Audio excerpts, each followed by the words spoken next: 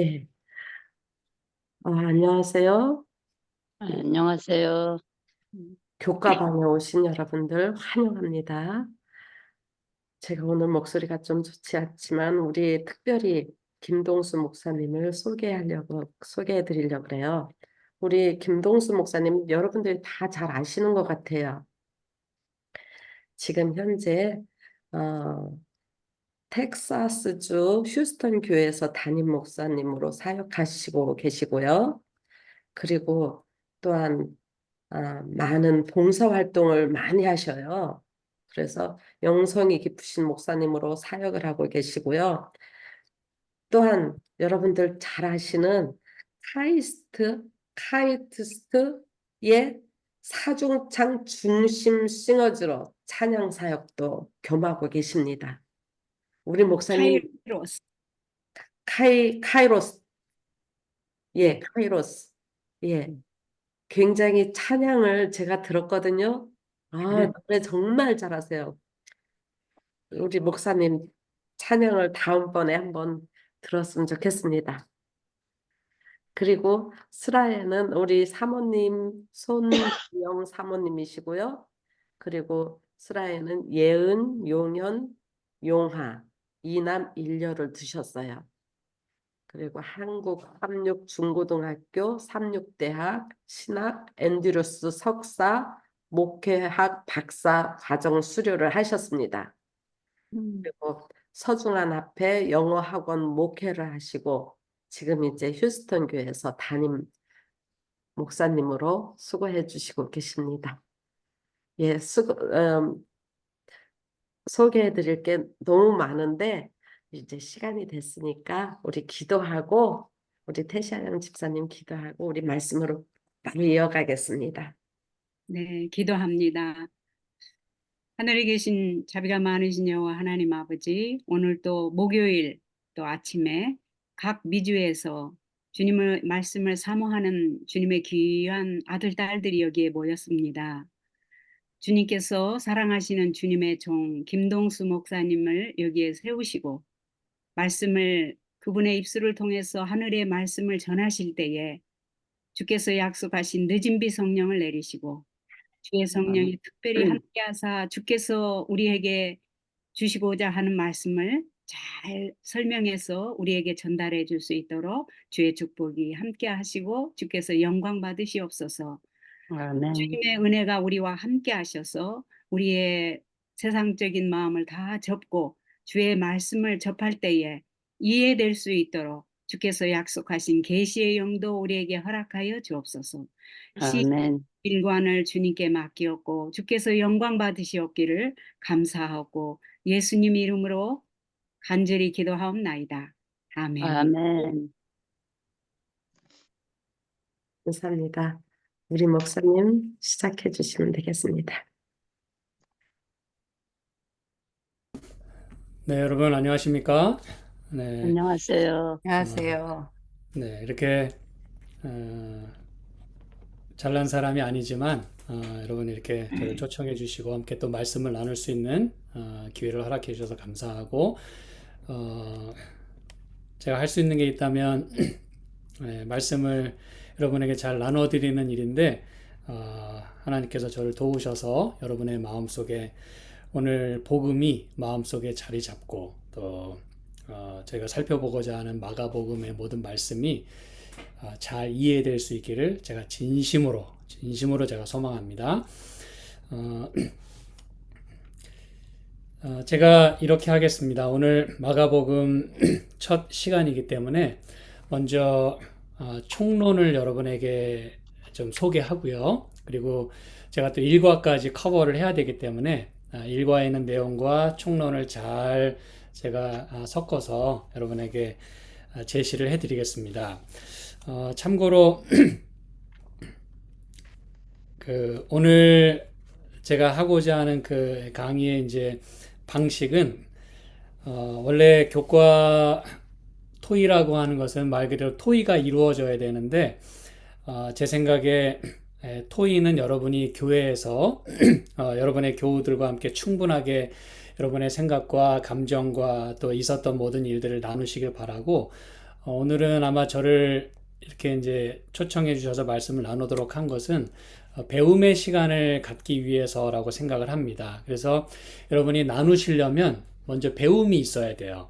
그래서 배우시고 그 다음에 나누실 수 있기를 제가 바라고, 그래서 오늘 제가 방식은 여러분에게 질문은 제가 드리겠습니다만 여러분이 많은 커멘트를 하시도록 할 시간은 별로 없을 것 같아요. 그래서 제가 강의 형식으로 여러분에게 설명해 드리고, 나중에 제가 질문을 받겠고, 또 여러분이 하실 수 있는 뭐 간증이 있으시다면 그런 간증은 좀 제가 들어보도록 하겠습니다. 어쨌든 오늘 나눌 말씀이 많기 때문에 하나님께서 도우시고, 또 여러분도 함께 잘 따라서 좀 배우시면 좋겠다고 생각을 합니다. 이 교과의 저자는 토마스 셰퍼드라고 하는 분이죠. 그렇죠? 이분은 지금 앤드루스 세미나리 이제 명예 교수로 계신데, 제가 앤드루스 세미나리 다닐 때 이분의 그 강의를 직접 들은 적이 있어요. 몇 차례 들은 적이 있습니다만 그 가운데 마가복음도 들어 있었습니다. 그래서 어쩌면 제가 이 저자가 말하고자 하는 것이 무엇인지를 다른 분들보다는 그래도 좀 더 여러분에게 잘 소개해 드릴 수 있지 않을까, 그렇게 생각을 좀 합니다. 첫 시간이기 때문에 더 중요하고 또 그만큼 이 무게가 있는 시간이라고 생각을 합니다. 이분은 참 인사이트가 있고요. 그리고 첼로도 참 잘하세요. 그래서 참 유능한 분이시고, 이분의 그 박사학위 논문이 마가복음에서 박사학위 논문을 받으셨어요. 음, 그래서 이분에게 있어서 마가복음은 전공이라고 할 수 있겠습니다. 그리고 여러분은 지금 이 훌륭한 분의 이 전공 분야, 이 마가복음을 이제 공부하시게 되는 것입니다. 먼저 여러분에게 큰 그림 하나를 제시해 드리면 이제 그거에 따라 제가 진행을 할 것이기 때문에 이 저자가 누구인지, 그 다음에 기록된 시기는 언제쯤인지, 그리고 이 말씀을 듣는 대상은 주로 어떤 사람들이었는지, 여러분이 먼저 요거를 이제 공부하시게 될 거고, 보통 이제 아웃라인을 많이 이야기하는데, 뭐 예를 들어 몇 장 몇 절부터 몇 장 몇 절은 뭐, 몇 장 몇 절부터 몇 장 몇 절은 뭐, 이렇게 아주 세부적으로 나와 있는 것들도 있어요. 그런데 이 저자가 우리로 하여금 막 이렇게 복잡하게 그냥 한번 보면 그냥 잊어버릴 그런 개요를 얘기하고 싶은 게 아니라, 진짜 한번 딱 들으면 기억할 수 있도록 이분은 그 개요를 이렇게 말하고 싶어 합니다. 첫 번째는 전반부는 마가복음 1장부터 16장까지 있잖아요. 근데 1장부터 8장까지는 예수님이 누구신지를 말하고자 합니다. 이 마가가 예수님이 누구신지를 이야기하고자 원하고요. 그리고 사람들은 이제 그분의 가르침과 또 기적들, 또 치유하는 모든 일들을 통해서 그분이 누구신지를 알아갑니다. 그렇죠? 전반부의 내용이에요. 그 다음에 후반부는 그 예수님이 어디로 향하고 계신지를 이제 마가는 말하고 싶어 해요. 그래서 where is he going? 도대체 그분의 사역의 방향, 그리고 그분이 지금 이렇게 해가는 모든 일이 결국 어디로 가려고 하는가, 그걸 말하고자 하는 것입니다. 아시겠죠? 전반부는 예수가 누구시냐, 후반부는 예수님이 어디로 가고 계시냐. 그런데 그 사이에 마가복음 8장의 그 뒷부분에 그 사이에 뭐가 있냐면 베드로의 고백이 들어있어요. 여러분이 잘 아시는 고백입니다. 예수님이 너희는 나를 누구라 하느냐 그랬더니 다른 제자들은 막 쭈삣쭈삣하고 막 고민하고 있는데 베드로가 자신 있게 얘기했어요. 주는 그리스도시요. 그리스도시요 살아계신 하나님의 아들이냐. 그래서 예수님이 그리스도라고 하는 놀라운 고백을 합니다. 그렇죠? 그게 사실은 마가복음에서 이 마가가 이야기하고자 하는 어떻게 보면 센터 포인트예요. 그리고 동시에 그게 터닝 포인트가 됩니다. 제가 두 가지를 말씀드렸어요.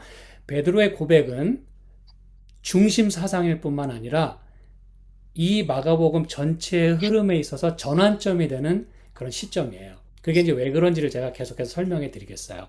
그리고 이 마가복음은 기록된 그 형태가 여러분이 이제 교과책을 보시면 다 아실 거고 이미 또 살펴보셨겠습니다만 어, 계시와 비밀의 어떤 그런 형태로 돼 있어요. 그래서 revelation 그리고 secrecy 그런 형태로 이 마가가 그런 그 기록 형태를 가지고 있습니다. 그래서 예수님은 말하지 말라 그러는데 병 고침을 받은 사람들은 막 가면서 공표합니다. 이분이 나를 고쳐주셨다. 계속 그런 형태로.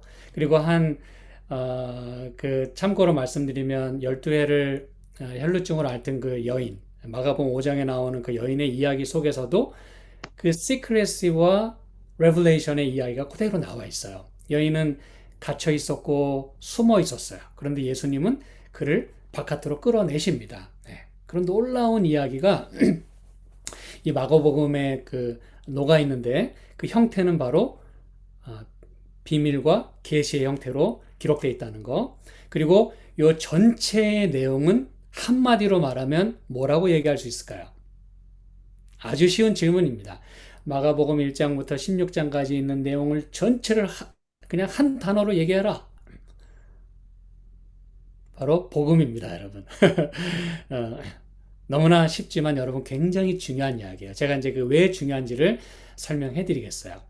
마가의 복음, 말 그대로 마가의 글은 전부가 다 복음이에요. 왜냐하면 그의 시작도, 마가복음 1장 1절의 시작도 하나님의 아들 예수 그리스도 복음의 시작이다 그랬어요. 그렇죠? 그러므로 복음을 시작했으니까 마가복음이 끝날 때는 그 전체 내용이 다 복음일 거라는 걸 우리에게 말하고 싶어 하는 것입니다. 그렇죠? 자, 그래서 그 가운데는요, 이 복음을 이야기하면서 복음을 받아들이고 전하는 사람에게는 무엇이 따를 거예요? 보상도 따르겠지만 동시에 뭐가 따라올까요? 핍박이 따라올 것입니다. 그렇죠? 그래서 제자도로 부르시는 그 놀라운 메시지가 그 전반부와 후반부 사이 중간에 딱 들어있어요. 베드로의 고백과 더불어 제자도의 놀라운 말씀이 딱 중앙에 박혀 있습니다. 왜냐하면 예수님이 이 땅에 복음을 전하러 오셨어요. 그런데 그분은 죽으셨습니다. 그러면 그분을 따라가는 사람 역시 복음을 전하다가 순교할 것이에요. 그 사실을 잊지 말라고 오늘 마가는 우리에게 말하고 싶어 하는 것이에요. 그래서 마가복음 1장 그 한 장 안에 뭐가 다 들어있습니까? 침례 요한 얘기, 예수님의 침례 이야기, 또 제자를 부르시는 이야기가 다 들어있어요. 그게 무슨 얘기일까요, 여러분? 처음부터 1장부터 뭘 말하고 싶어 하냐면 하나님을 따라가는 데 있어서는 죽음이 뒤따를 수 있다는 거예요. 물론 우리는 다 죽어요. 그러나 복음을 전하다가 하나님의 영광을 위하여 말씀을 위하여 생애하다가 순교할 수 있음을 그 처음부터 마가는 우리에게 보여주고자 하는 것입니다. 제가 지금 이제 전체적인 그림을 말씀드렸어요. 그럼 이제 세부적으로 조금씩 이제 들어가 보도록 하겠습니다. 참고로 여러분이 이제 이 교과책을 읽어보시다 보면 뭐 첫 번째 샌드위치 이야기, 두 번째 샌드위치 이야기 그런 이야기를 보셨을 거예요. 저도 시간은 짧았지만 사실 제가 지난주 이제 다른 교회 부흥회를 좀 다녀오고 이제 안식일에 책자를 받고 그리고 이제 화요일에 제가 집으로 돌아왔어요. 근데 집에 돌아왔더니 도둑이 들은 거예요, 저희 집에. 그래서 뭐 정신이 하나도 없었습니다. 아마 집은 난장판 돼 있고 또 제가 방송에 필요한 장비들은 또 어디론가 다 없어지고 막 이제 신경을 쓰게 됐어요. 그래서 제가 저 집사람하고 생각을 했습니다. 사단이 이 하나님 말씀을 전하는 어떤 방송 장비 그리고 또 말씀을 오늘 또 이제 전해야 되는데 시간이 많지 않았어요. 그런데 여러 가지 신경 쓰는 일을 이렇게 자꾸 던져주는 것입니다. 그래서 기도가 많이 필요했고 또 그만큼 더 집중해서 제가 말씀을 준비해야만 했습니다. 그래서 제가 마가복음을 참 좋아하고 또 마가복음 이 교과책을 처음부터 끝까지 쭉 이렇게 좀 훑어봤어요. 그래서 이제 오늘 여러분에게 오늘 그 전체 그림을 말씀드리고 그리고 하나하나 말씀을 드리는데 그 형태 가운데는 제가 꼭 하나 더 추가를 하자면 마가는 이 마가복음 전체 그 자기의 글 속에 그 비밀과 계시의 그런 형태뿐만 아니라 또 한 가지 그 예를 드리자면 샌드위치 형태로 이야기를 소개합니다. 제가 이제 이 샌드위치 이야기는 제가 일전에 여러 곳에 교회 다니면서 이 마가복음의 샌드위치 이야기를 제가 사경회나 주말 부흥회를 통해서 강의한 적이 있습니다. 여러분에게도 이제 기회가 되면 또 전할 기회가 있으면 좋겠습니다. 이 샌드위치 형태로 마가가 자기의 그 스토리, 예수님의 스토리를 그런 형태로 해서 소개하고 있어요. 참 놀랍게 아주 정교하게 짜여져 있어요. 그래서 참 공부하기가 참 기분도 좋고 또 이해하기도 쉽고 정말 예수님의 말씀이 이렇게 아름답게 짜여져 있구나 이런 것들을 우리가 알 수가 있는데 그래서 그런 형태로 되어 있다는 걸 전체적으로 말씀드리고요. 이 기록 시기와 이 말씀을 듣는 대상이 누구인지를 이해하는 것은 굉장히 중요합니다. 뭐 이거는 뭐 딱 누구만을 위한 것이다 그런 건 아닐 거예요.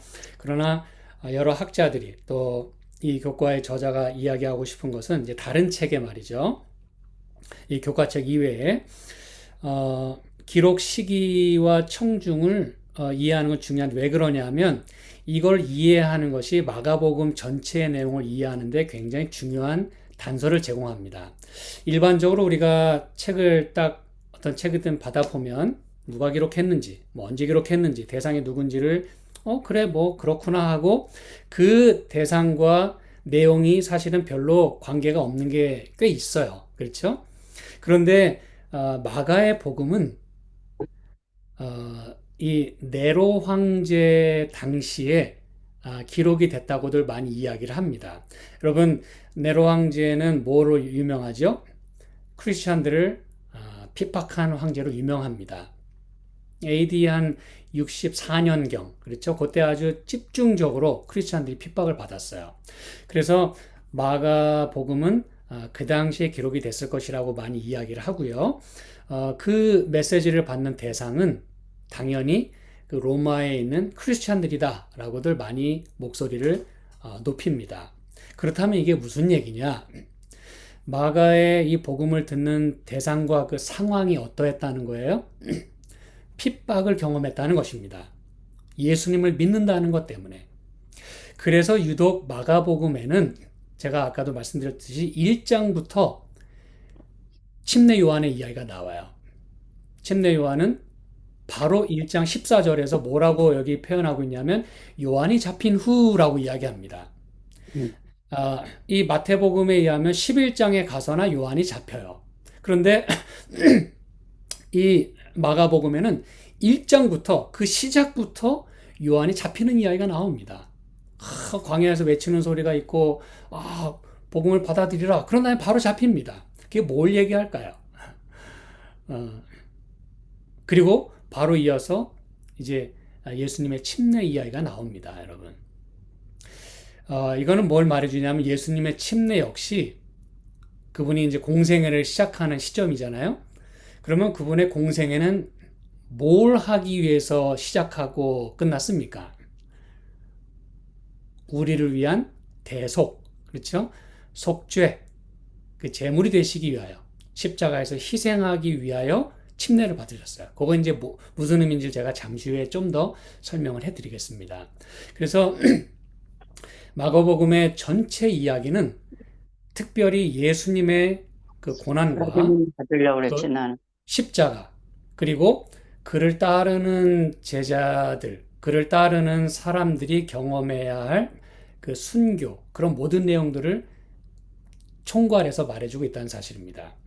그래서 유독 마가복음에 뭐가 많이 강조되어 있냐면 이 선악 간의 대쟁투 이야기가 많이 나와요. 선과 악의 싸움. 특별히 이 귀신 들린 자들 또 어, 심지어는 누구와도 싸우냐 하면 마가복음 3장에 보면 가족들하고도 싸웁니다, 여러분. 여러분 그거 알고 계셨죠? 이 예수님의 가족들이 어머니를 비롯해서 예수를 뭐라고 막 불렀어요? 미쳤다. 이런 이야기까지 합니다.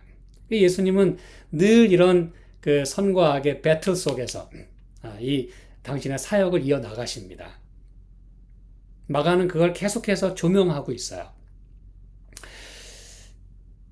자, 그래서 이걸 이해한다면, 마가복음이 왜 이런 이야기부터 계속 시작하고 중간에 왜 나를 따라오려거든 자기 십자가를 지라고 하고, 그렇죠?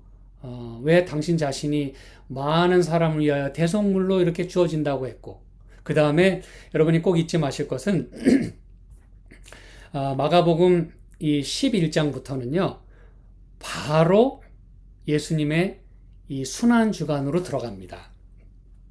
그게 이제 여러분 왜 그런지, 그게 왜 중요한지 여러분 이해하셔야 돼요. 왜냐하면 제가 지금까지 말씀드린 그 모든 내용들 때문에 마가는 지금 그걸 더 강조하고 싶어 하는 것이에요. 예수님의 희생과 또 그분의 죽으심. 그래서 마가복음이 총 16장인데 여러분 놀라운 사실은 11장부터 바로 순환주간으로 들어가요. 나머지 부분이 그 예수님의 마지막 그 일주일의 생애를 다루고 있다는 사실입니다. 그걸 여러분이 꼭 기억하신다면 성경을 읽으실 때, 많은 이해를 여러분이 하실 수가 있게 됩니다. 그 다음에, 마치 이것은 요한복음이 총 21장으로 되어 있는데, 12장부터 순환주간 이야기로 들어갑니다. 여러분, 요한복음의 경우도. 그래서 우리는 요한복음을 읽을 때, 예수님의 그 마지막 그 생애를 많이 조명해서 우리가 이해할 수 있잖아요. 근데 마가복음 역시 그의 기록의 거의 절반이 예수님의 마지막 그 일주일에 집중되어 있어요. 그러니까 마가가 지금 뭘 말하고자 하는지 여러분이 캐치하실 수가 있다는 얘기입니다. 아시겠죠? 자, 그러면 제가 아까 전반부는 예수님이 누구시냐, 그리고 후반부는 예수님이 어디로 가고 계시냐, 그리고 그 사이에는 베드로의 고백이 있었다 그랬어요. 그리고 동시에 제자도로 부르신다는 이야기가 들어있다고 말씀드렸습니다. 그러면 제가 이제 설명해 드릴게요. 마가복음 1장 1절은 이렇게 시작합니다. 하나님의 아들 예수 그리스도 복음의 시작이라 그랬어요. 복음의 시작이다. 그러면 복음의 시작, 하나님의 아들 메시아, 곧 복음의 시작이다. 그리고 그걸 증명이라도 하듯 1장부터 8장까지는 그분이 누구시냐, 이거를 이제 하나하나 풀어갑니다. 그분의 말씀, 또 기적들을 통해서 예수가 누구시라는 걸 계속 이 증명해 간다고요. 그리스도, 메시아라는 것입니다. 그래서 여러분 왜 침례 이야기가 바로 나오냐? 마태복음 경우는 3장에 나오고 말이죠. 그렇죠? 예수님이 침례 받으신 장면이. 근데 마가는 빨리빨리 이걸 진행하고 싶어 하는 것이에요. 뭘 말하고 싶어 하는지를 지금 계속 아주 빠른 방식으로 탁탁탁탁 진행합니다. 그리고 후반부에 가서는 좀 느린 페이스로 갑니다. 뭘 강조해야 되니까. 예수님의 마지막 그 순환 주간, 그걸 좀 더 강조해야 되기 때문에 앞에는 막 부지런히 달려가요. 그러다가 후반부에서 딱 더 조명하고 확대하고 더 깊이 들어갑니다. 네. 그래서 마치 천천히 가는 듯한 그런 인상을 우리에게 줍니다. 그럼 여러분 왜 이 침례 이야기가 바로 앞에 나오는가? 여러분 예수님이 침례 받으신 이유가 무엇이라고 생각하십니까? 한번 좀 뮤트 푸시고 대답하실 수 있으면 좀 하시면 좋겠다고 생각이 들어요. 성령을 받기 위한 거 아닐까요? 성령을 네, 감사합니다. 성령을 받기 위해서요. 우리가 보통은 우리에게 뭐 침례의 모본을 보여주시기 위해서 침례 받으셨다 그러는데 그게 틀린 말이 아닙니다. 그러나 더 중요한 것은 성령을 받기 위해서인데 왜 성령을 받아서 뭐 하시려고? 이제 이게 중요한 질문이에요. 성령 받아서 뭐 하시려고 침례 받으셨습니까? 속죄 사업을 위해서, 우리들의 속죄 사업을 위해서. 감사합니다. 그 이야기가 어디에 나와 있을까요? 구약에 기록되어 있는데. 우리 이사야서 61장으로 좀 가보도록 하겠습니다. 이사야서 61장.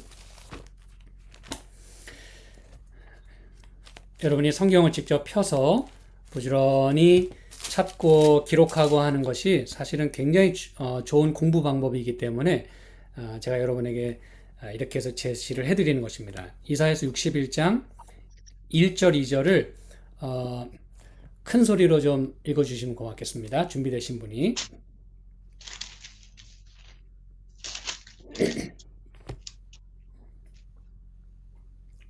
몇 절하고 몇 절이요? 1절, 2절? 네네.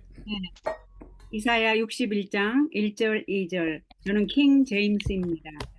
주 하나님의 영이 내게 임하셨으니 이는 주께서 내게 기름을 부으사 온유한 자에게 기쁜 소식들을 전파하게 하셨으며 그가 나를 보내시어 마음이 상한 사람들을 싸매고 포로된 자에게 자유를 갇힌 자에게 감옥이 열림을 선포하며 주의 기뻐 받으시는 해를 선포하고 우리 하나님의 복수의 날을 선포하며 모든 슬픈 자를 위로하고.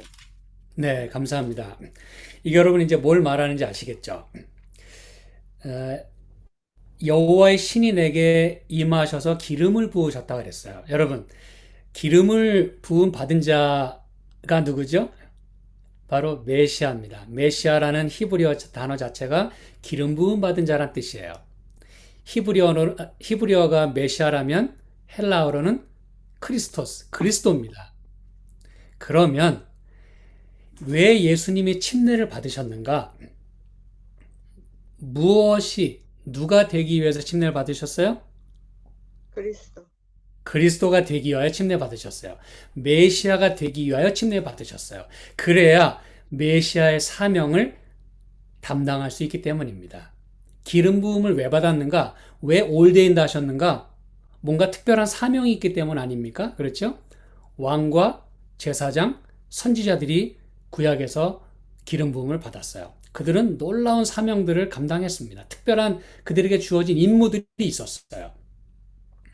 베드로전서 1장 20절에 보면 이건 제가 여러분에게 보너스로 드리는 말씀입니다. 베드로전서 1장 20절에 보면 그는 창세전부터 미리 알리신 바 된 자나 그랬어요. 그런데 그분이 말세가 돼서 나타나셨다 그랬어요. 여기서 말하는 말세는 이제 예수님이 나타나실 그 가장 절정, 그거를 말하는 거예요. 그래서 예수님이 이 땅에 오셨다 그랬어요. 그런데 그분이 이 땅에 오신 것은, 나타나시게 된 거는 미리 알리신 바 됐다 그랬어요. 여기서 미리 알리신 바 됐다고 하는 이 표현이 영문 번역에 어떻게 번역됐냐 하면 chosen 됐다, 또 destined 됐다, 또 foreordained 됐다, 이렇게 번역을 합니다. 무슨 얘기인지 아시겠습니까, 여러분?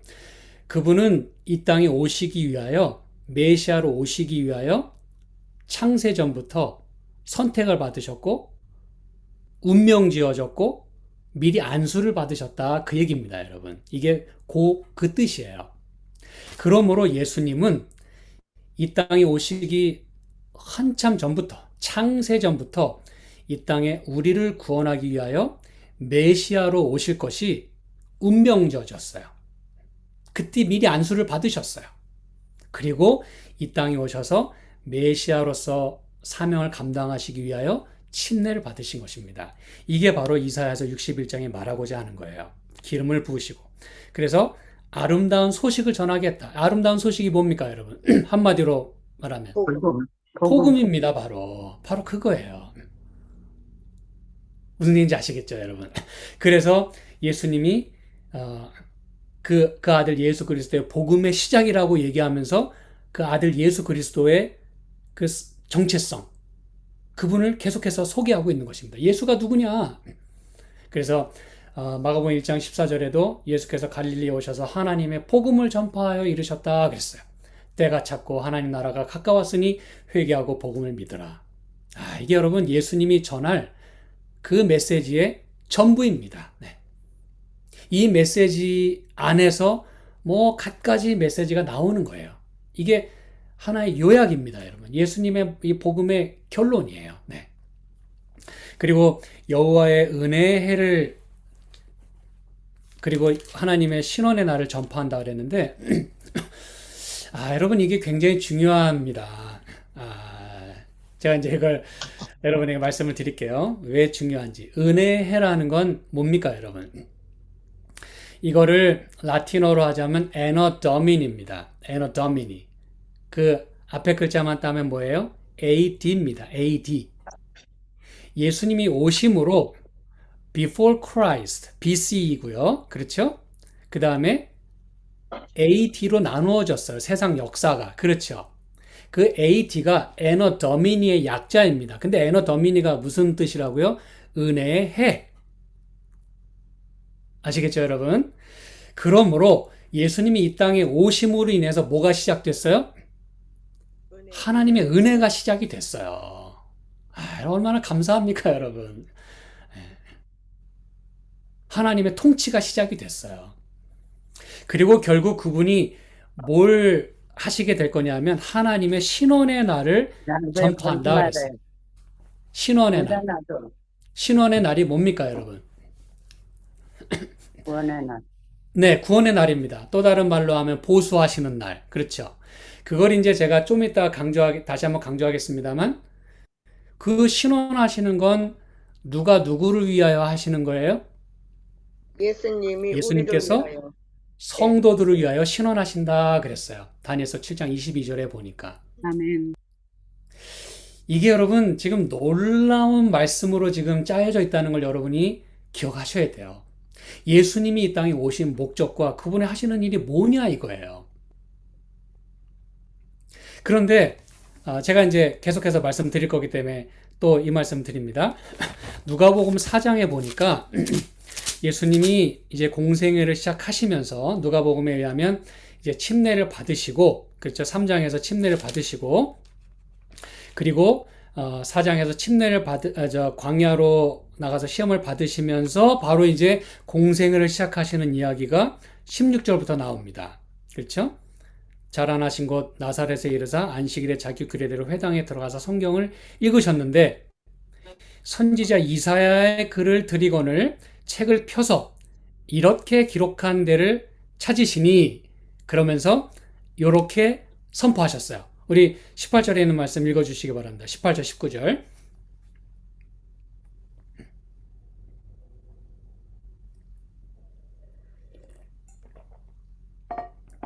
제가 읽겠습니다. 누가복음 4장 18절 주의 성령이 내게 임하셨으니 이는 가난한 자에게 복음을 전하게 하시려고. 그렇죠. 복음.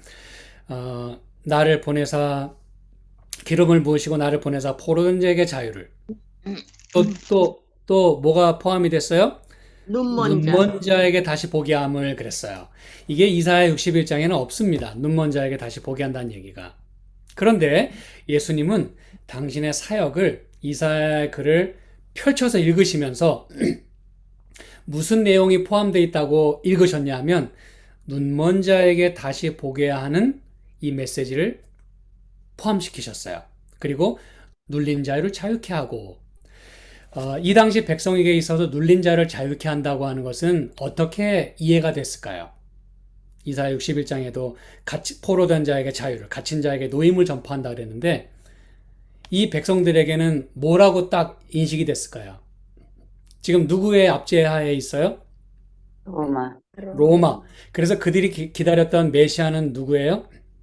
그 로마의 속박으로부터 벗어나게 해줄, 해방시켜줄 메시아를 찾았어요. 그런데 예수님은 당신 자신을 어떤 메시아로 소개하고 있냐면 포로된 자에게 자유, 그렇죠? 눌린 자를 자유케 한다고 할 때 이게 로마의 권세에서 자유하게 하는 것은 물론이고 결과적으로 그 로마의 권세보다 더 강한 누구의 권세? 사탄, 마귀의 권세에서 죄의 속박으로부터 우리를 구원하시겠다고 지금 당신 자신을 소개하고 있다는 사실입니다, 여러분. 그분이 예수 아닙니까? 아멘. 저희 죄에서 저희를 구원할 자. 로마의 속박에서 벗어나는 건 일도 아닙니다, 여러분. 예수님에게 있어서. 그러나 그분에게 있어서 가장 지금 컨선하는 건 뭐냐면 죄의 속박에서 벗어나게 하는 거예요. 마귀의 속박에서부터 우리를 건져내시는 것입니다. 그래서 그분의 사역을 지금 여기서 분명하게 말씀하고 있는 거예요. 나는 너희를 포로 된 상, 죄의 포로에서 마귀의 속박으로부터 벗어나게 해줄 자다. 그래서 은혜가 시작이 됐고, 그리고 하나님의 통치가 시작되도록 했고, 결과적으로 신원하시는 일까지 하시겠다라고 예수님이 말씀하시는 것이에요. 그래서 예수님의 침례는요, 보통 이야기가 아닙니다, 여러분. 우리를 구원하시겠다고 하는 공포였어요. 천지를 부르시고 공표하신 것이었어요. 그래서 하늘이 열리고 하나님의 음성이 들렸고 하나님의 성령이 비둘기같이 임하셨어요. 그리고서 그분은 침례를 받으심으로 메시아가 되셨습니다. 이 얘기는 사도행전 10장에도 같이 말씀하고 있어요. 여러분이 잘 아시겠지만 사도행전 10장에 보면 침례 받으신 이야기를 뭐라고 여기 얘기하고 있냐면 38절에 보니까 하나님이 나사렛 예수에게 성령과 능력을 기름 붓듯 하셨다 그랬어요. 아주 분명하게 얘기하죠. 그렇죠? 성령과 능력을 기름 붓듯 하셨음에 저가 두루 다니시며 착한 일을 행하시고 누구를 고치시고 마귀에게 눌린 모든 자를 고치셨으니 그랬어요. 이게 이제 여러분 무슨 얘기인지 아시겠죠? 결국 이 일을 하시기 위하여 침례 받으셨다 그 얘기입니다, 여러분. 로마 속박 정도는 아무것도 아니에요. 마귀에게 눌린 모든 자를 건져주시기 위하여. 얼마나 아름다운 말씀입니까? 그래서 1장 초반부터 예수님의 침례 이야기가 나오는 거예요.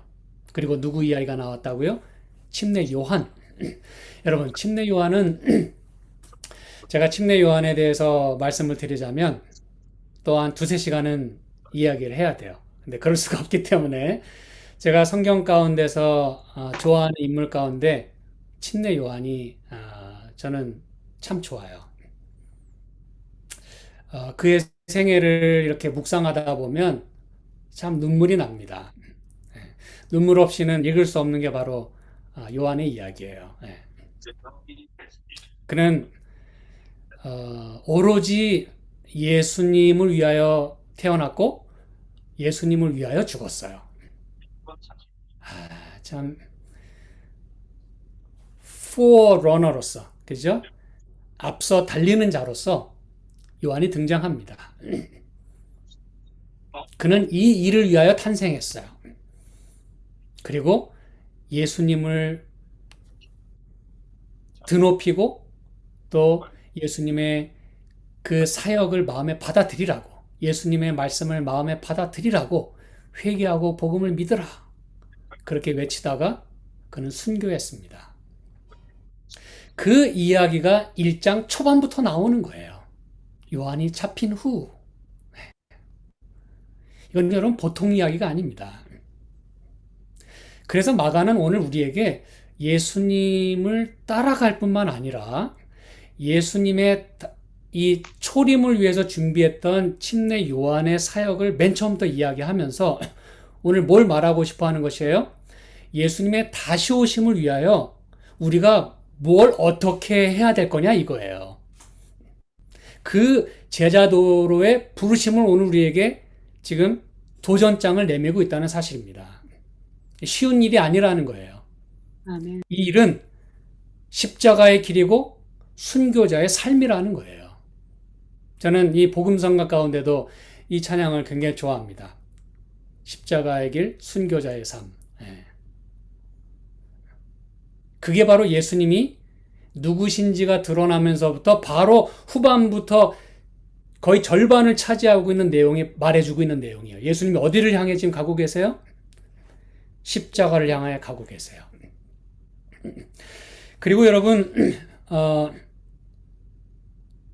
이 마가복음 10장 32절에 보면 그분이 가시는 길이 이러하다는 걸 우리에게 말해줍니다.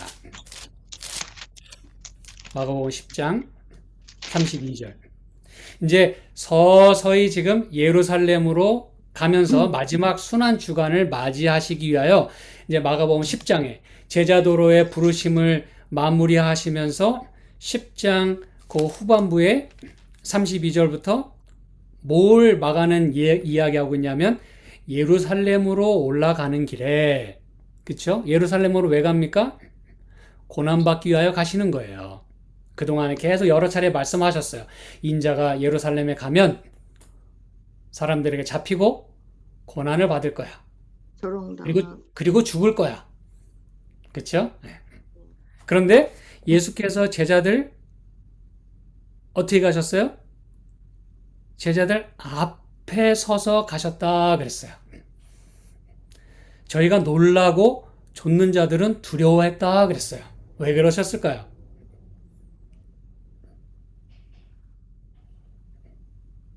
제자들은 예수님이 지금 예루살렘으로 가는 목적이 뭔지를 앞뒤로 지금 얘기를 듣고 있어요. 그래서 32절에 33절에 말씀하죠.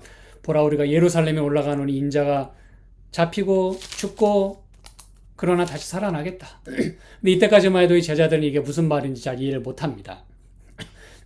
예수님은 지금 제자들 앞서서 부지런히 가시는 거예요. 그 모습을 보면서 제자들은 두려운 것입니다. 아, 이분이 왜 이렇게 서둘러서 가실까? 죽으러 가시는 길인데 좀 천천히 가시면 안 되나? 그렇죠?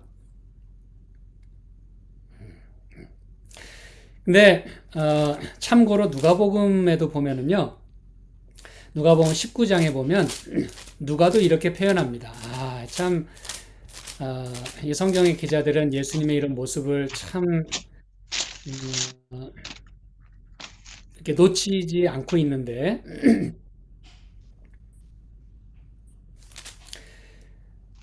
28절에 보니까 누가복음 19장 28절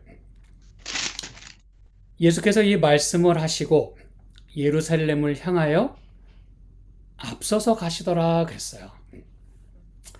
뭐 좀 그냥 가셨다라고 해도 되는데 왜 성경의 기자들은 이렇게 제자들 앞서서 가셨다고 이렇게 표현할까요?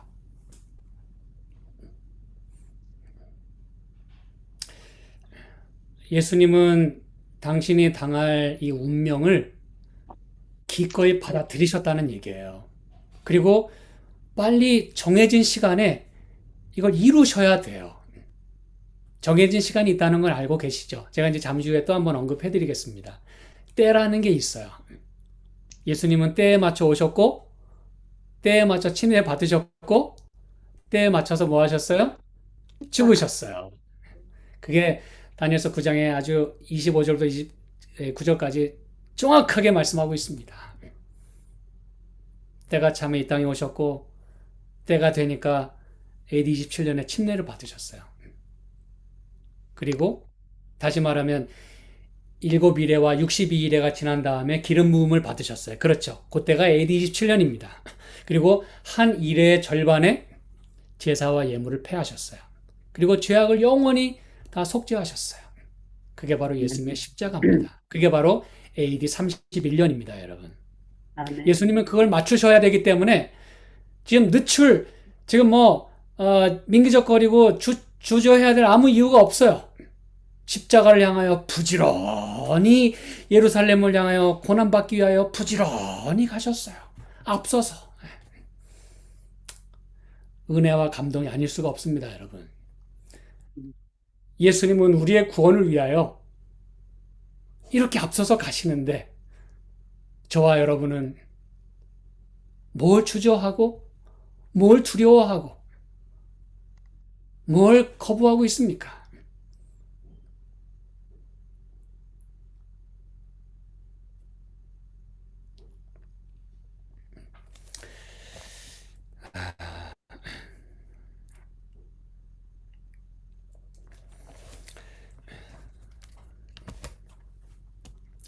그래서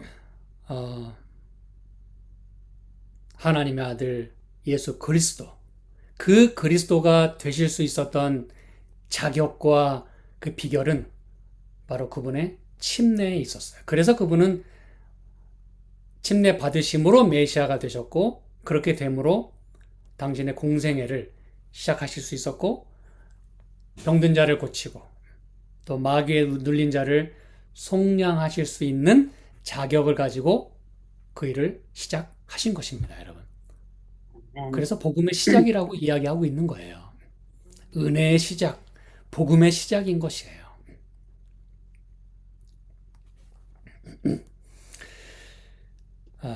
그렇다면 여러분, 복음이 이렇게 시작이 됐다면 마가가 이야기하고자 하는 모든 내용이 뭘 거라는 걸 우리가 짐작할 수 있어요? 복음이라는 거예요. 왜? 1장 1절에서 복음의 시작이라 그랬잖아요. 그가 지금 기록하고 있는 이 하나님의 아들 예수 그리스도, 그 복음의 시작이니까 그분이 하신 모든 일이 뭐가 될 거예요? 16장까지 복음이 될 것이었습니다. 그래서 제가 아까 마가복음 이 1장부터 16장까지의 전체 이야기를 한마디로 하라 그러면 뭐라고 할 수 있다고요? 복음. 네. 그럼 여러분, 이 복음은 우리가 흔히 복음에 대해서 이야기할 때, 예수님이 우리 위해 돌아가셨습니다, 그 얘기하고 끝나는 경우가 참으로 많이 있습니다. 그렇죠? 그런데 여러분, 복음은 거기서 끝나는 게 아니에요. 그분의 죽으심으로 끝나는 게 아니라 부활하시고 승천하시는 것까지 복음이 완성에 대한 완성이 된다는 얘기. 그런데 여러분, 부활과 승천으로만 끝나는 게 아니라 어디에서 끝날까요, 복음은? 지성소. 감사합니다. 재림까지 연결이 되고. 네. 예. 나라를 얻으시는 것까지 복음입니다, 여러분. 아멘. 그게 이제 뭔지 여러분이 왜 이 저자가 이 일과 후반부에 왜 이 여러분 시간에 대한 얘기, 그렇죠? 복음의 내용 중에 시간 예언, 언약의 약속, 제자도로 부르심, 이걸 계속 얘기하고 있잖아요. 그렇죠? 때가 찼고 하나님 나라가 가까웠으니 회개하고 복음을 믿으라. 그 다음에 또 맨 마지막 금요일에 보니까 이 마가복음 1장에 이 때가 차고 나라가 가깝고 복음을 믿어야 되는 이것이 요한계시록 14장과 연결된다는 걸 말하고 있잖아요. 그렇죠? 네. 이게 무슨 얘기인지 여러분이 이해하셔야 됩니다. 제가 힌트를 드리기 위하여, 도움을 드리기 위해서 제가 마가복음의 이 시작이 복음의 시작이라고 했으므로 16장까지의 모든 이야기가 복음이라는 얘기고, 여기 요한계시록 14장에 나오는 이 심판의 때, 그렇죠? 그리고 나라를 얻으시는 것, 나라를 얻으시는 건 언제 얻으십니까? 그분이 심판하시는 일을 끝나시면서 나라를 얻으세요. 그렇죠? 거기까지가 복음이라는 거예요. 그럼 마가복음 16장에는 도대체 무슨 내용이 있길래 제가 이렇게 강조를 드리는가? 마가복음 16장에 가보시기 바랍니다. 마가복음 16장.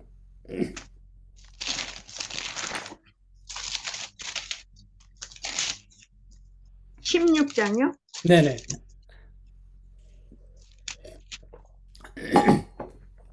16장 여기 15절부터 보면, 너희는 온 천하에 다니며 만민에게 뭘 전파하라? 복음을 전파하라 그랬어요. 복음을 전파하라. 여러분, 만민에게 복음을 전파해야 되는 것은 예수님이 하셨던 일이고 그분을 따라가는 자들이 해야 되는 사명이에요. 다시 말하면 새 천사의 사명입니다. 맞습니까, 여러분? 네. 새 천사의 기별을 외쳐야 하는 까닭이 여기에 있어요. 그런데 이 기별을 전하라고 하시면서 19절에 보니까 주 예수께서 말씀을 마치신 후에 하늘로 올리우사 어디 앉으셨다? 우편. 누구 우편?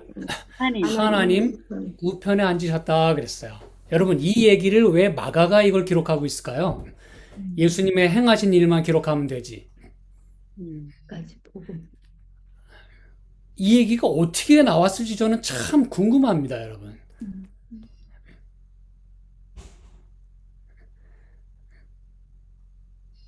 마가는 예수님이 하나님 우편에 앉으신 걸 본 일이 없어요. 그런데 감사합니다. 그의 그 복음의 마지막 장 마지막 절에 진정한 복음의 끝은 여기까지라는 거예요. 복음은 여기까지라는 것입니다. 그분이 뭐 하는 일까지. 아멘. 이 땅에서 우리를 위하여 이 땅에 오셨고, 그래서 복음이 시작됐고, 십자가에서 복음을 이루셨고, 그렇죠? 도장 꽝 찍으셨고, 그리고 그 복음이 오늘날 사는 오늘 우리에게까지 역사하게 하기 위하여, 어플라이 되게 하기 위하여 지금 뭐 하시고, 중보하는 일을 하시고, 죄를 도말하는 일을 하시고, 우리를 정결하게 하는 일을 하시고, 우리의 그 억울한 일을 풀어주시고, 그게 성경 표현에 의하면 신원하시는 거라고 했어요. 아멘. 그 일을 하시는 것까지가 아직 그분이 이루실 그 복음의 내용이라는 거예요. 우리는 그분의 복음의 역사 속에 살아가고 있는 것입니다. 아직도 우리는 복음이 필요한 이유가 거기에 있는 겁니다. 예수님 믿으세요. 나 예수 믿고 있는데 왜 복음이 필요하지? 이게 여러분 복음이 그 얘기가 아닙니다, 여러분. 복음은 영원한 복음이에요. 아멘. 예수 믿으세요. 그것만이 복음이 아닙니다, 여러분. 영원한 복음이라는 말 속에는 그 내용이 영원하다는 것과 우리가 그 복음을 받아들여야 하는 그 시기가 영원하다는 뜻이에요. 아멘. 그분이 하시는 일이 영원하다는 것입니다. 아직 끝나지 않았어요. 그리고 그 복음은 아마 영원토록 우리의 마음에 새겨질 것입니다. 아멘. 마치 예수님의 손바닥에 십자가의 그 못자국이 새겨 있듯이 인간으로 영원히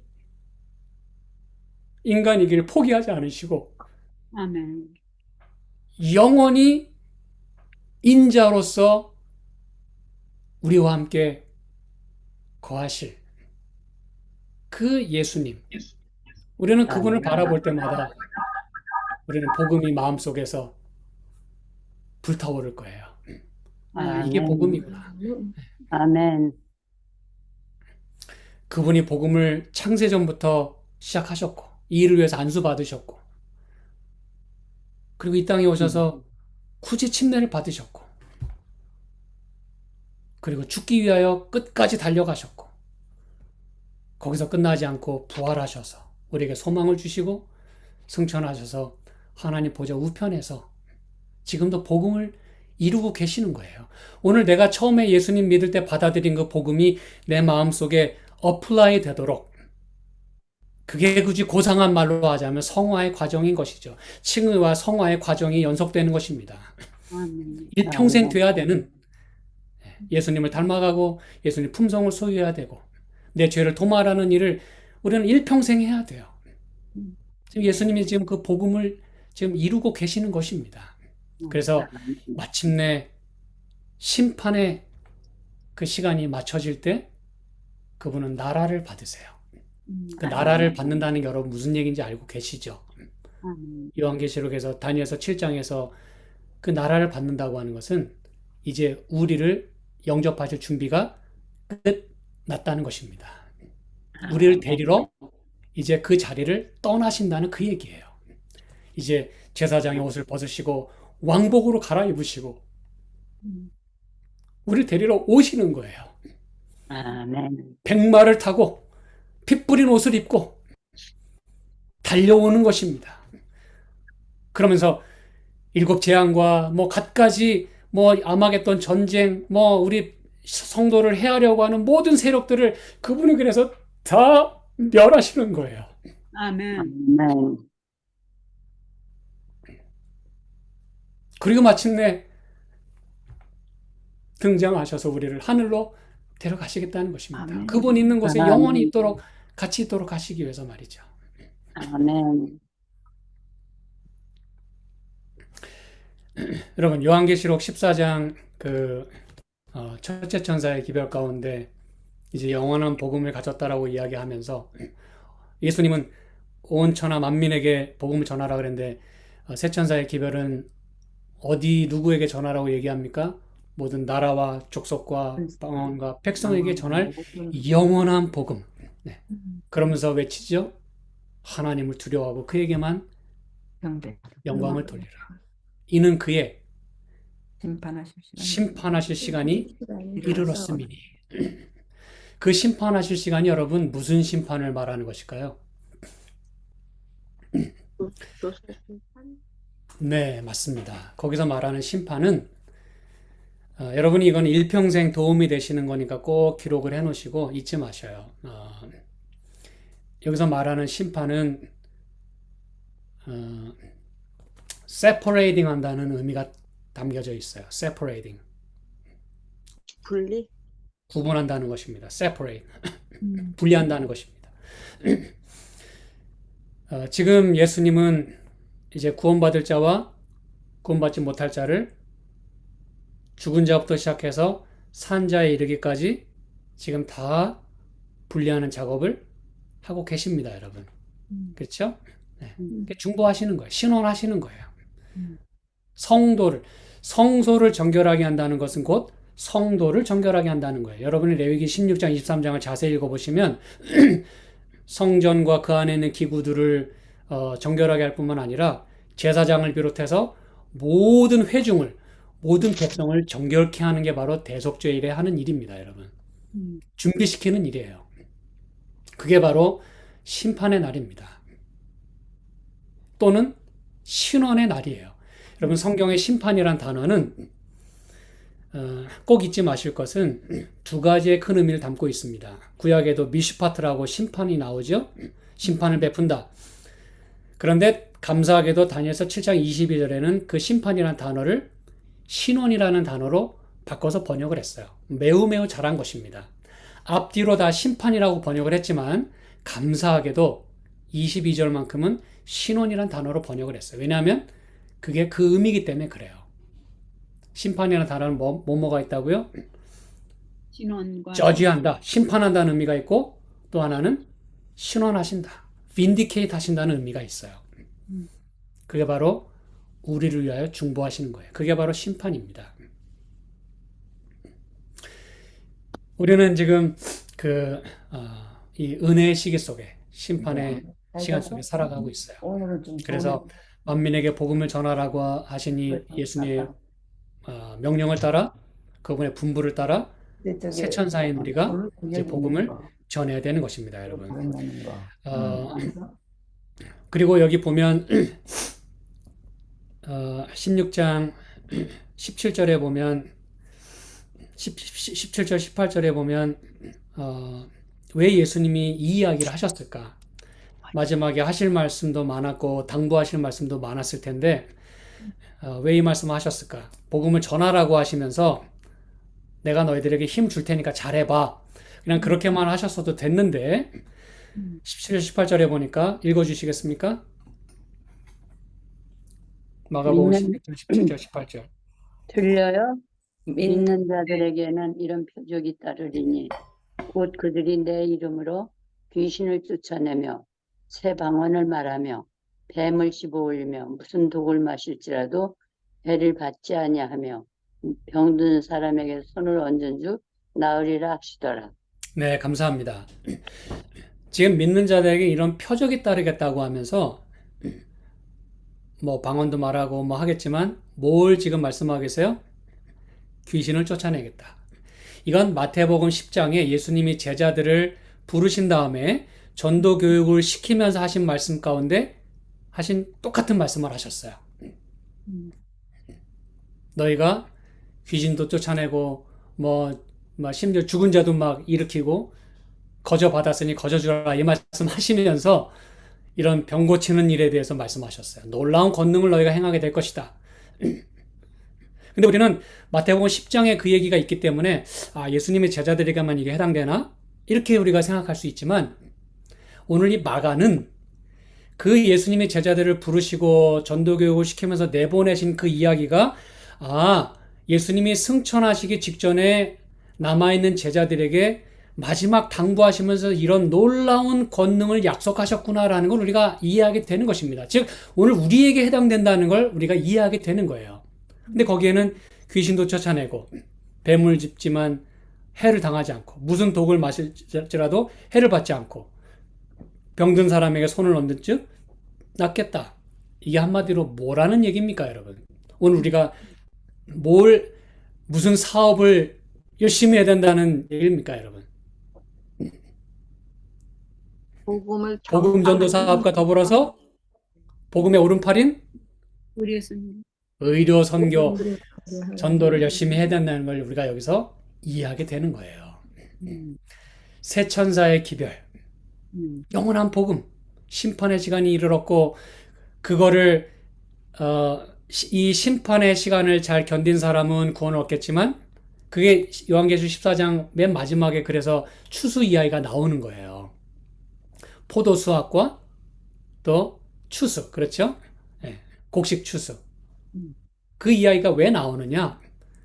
그 결과가 그러하다는 것입니다.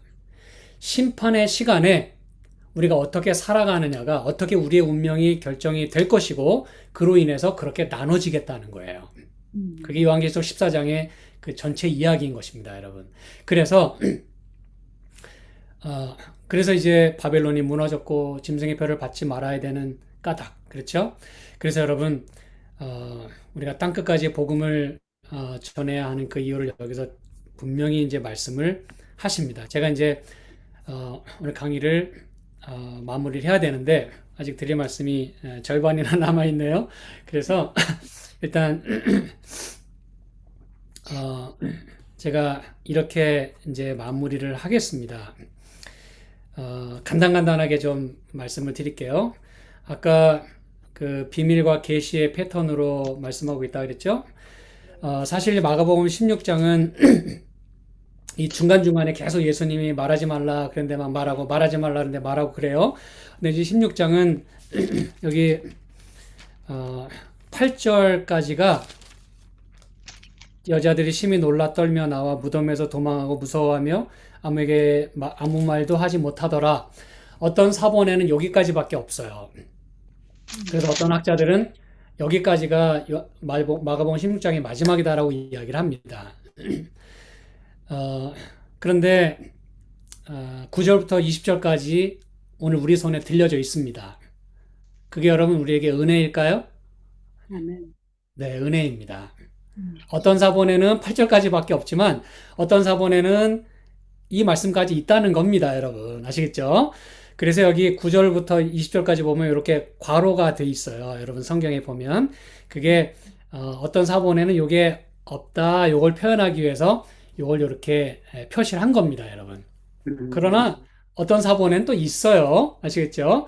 그래서 여러분 이 9절부터 20절까지 있는 말씀은 우리에게 은혜로 주어진 말씀입니다. 만약에 8절까지로 이야기가 끝났다면 참 이거는 incomplete입니다. 이게 참 이상하게 끝나요. 이게 뭐야 이거. 이 여자들이 예수님 부활하셨다는 얘기를 듣고 놀라가지고 두려워해서 아무에게 아무 말도 못했어요. 그리고 마가복음이 끝나요. 그럼 그게 복음이겠습니까, 여러분? 복음이 시작됐는데 이게 복음의 끝이 돼야 되겠어요, 이렇게? 아닙니다. 여기서 복음은 끝날 수가 없어요. 그래서 마지막 절까지 복음을 이야기하는 겁니다. 하나님 보좌 우편에 앉으신 이야기까지. 그러면서 마가는 뭘 말하고 싶어 하는가 하면 이렇게 여자들이 아무 말도 못했어요. 여기서 끝나는 줄 알았어요. 예수님이 아무 말 하지 말라는 그 비밀의 그 패턴이 지금 여자들에게서 적용되어 끝났어요. 그런데 놀랍고 감사한 사실은 뭐냐 하면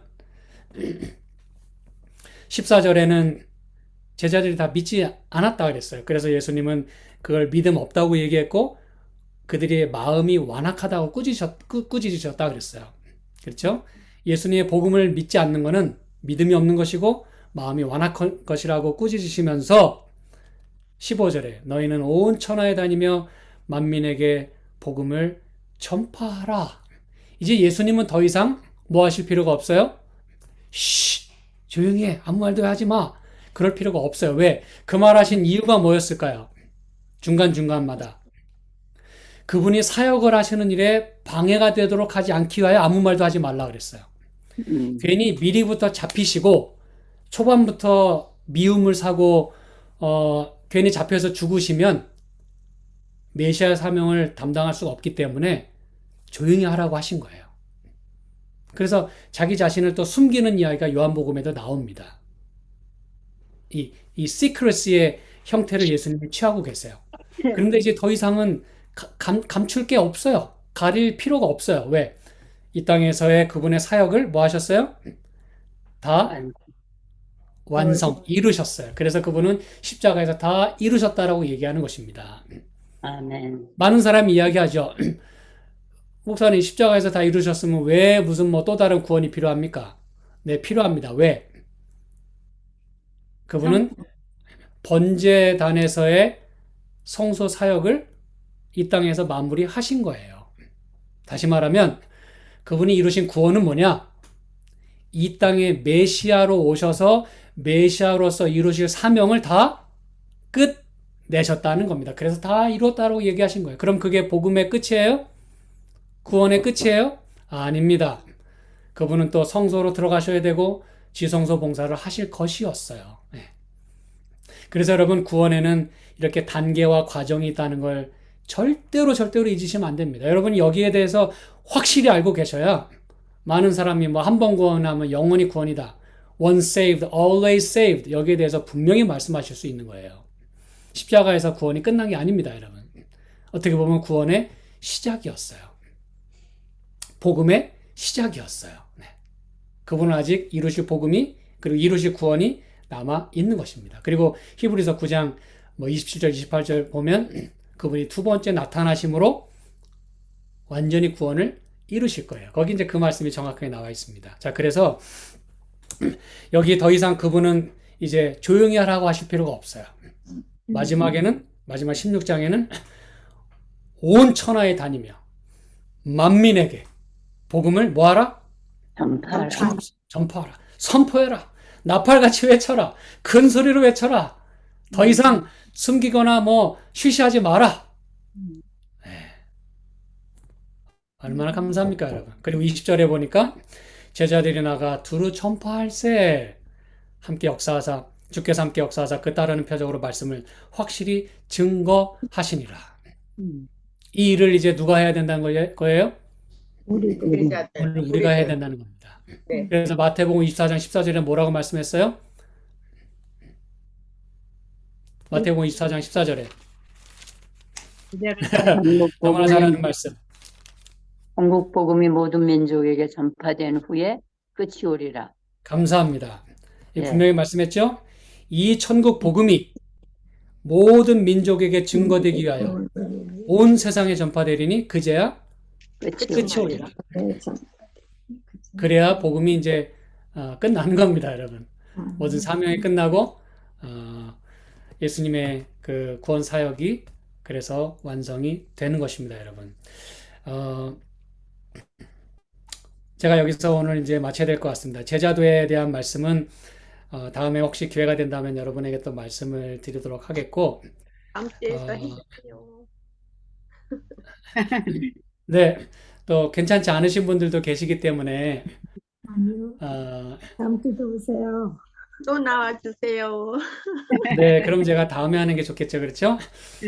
그리고 지금 네? 할 수 있으면은 지금 또 너무 시간이 많이 걸리죠? 저는 괜찮은데 한국은 너무 늦은 시간이고 또 네, 오늘 또 이 약속한 시간이기 때문에 제가 더 이상 하면 안 될 것 같다는 생각이 들어서 마가복음의 저자는 마가인데 그 마가에 대한 자세한 이야기는 여러분 교과책에 보시면 자세하게 나와 있습니다. 그렇죠? 어떻게 그가 복음 사역에 이렇게 그 동참하게 됐고 어떻게 또 떠났지만 다시 은혜로 이 사역에 조인하게 됐고 이 마가복음을 기록하게 됐는지 그렇죠? 그리고 제자도에 대한 얘기는 제가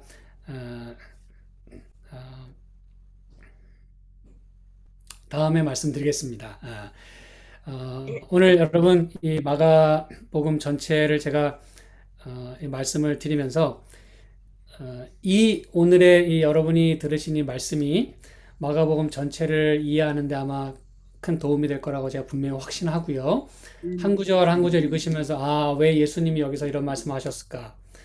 지금 예수님이 지금 이 말씀하시는 까닭이 지금 뭐고 지금 어떤 과정 중에 있나를 여러분이 이해하시게 될 때 아마 여러분의 큰 은혜가 임할 것이라고 생각합니다. 기도하고 마칠까요? 네. 하나님 아버지, 주님의 은혜를 감사합니다. 오늘 이렇게 복음을 시작해 주신 주님, 복음을 우리에게 마지막까지 온 세상의 모든 민족에게 전파하라고 말씀하시면서 그제야 끝이 오겠다고 말씀을 하십니다. 오늘 이 사명을 저희가 잘 감당할 수 있게 도와주시고, 그리고 이 심판의 때에 우리가 목소리를 높여서 하나님을 두려워하고 그분께 영광을 돌리고 하나님만을 경배해야만 우리가 짐승의 표를 받지 않게 되고 마침내 하나님 편에 서서 영원히 하늘의 그 시온산에 서서 주님을 찬양하게 될 것임을 이렇게 강조하게 하셨으니 오늘 저희가 그러한 삶을 살 뿐만 아니라 이 메시지를 저희가 힘있게 외칠 수 있도록 축복하여 주시옵소서. 그리고 우리 모든 성도들의 마음속에 마가의 복음이 정말 예수님의 그 절절한 그 사랑의 마음이 그리고 은혜가 가득할 수 있도록 주께서 축복해 주시고 함께 해 주시기를 예수 그리스도의 이름으로 간절히 기도드려옵나이다. 아멘. 아멘. 감사합니다. 감사합니다. 감사합니다. 목사님 감사합니다. 네. 목사님 감사합니다. 네, 집사님.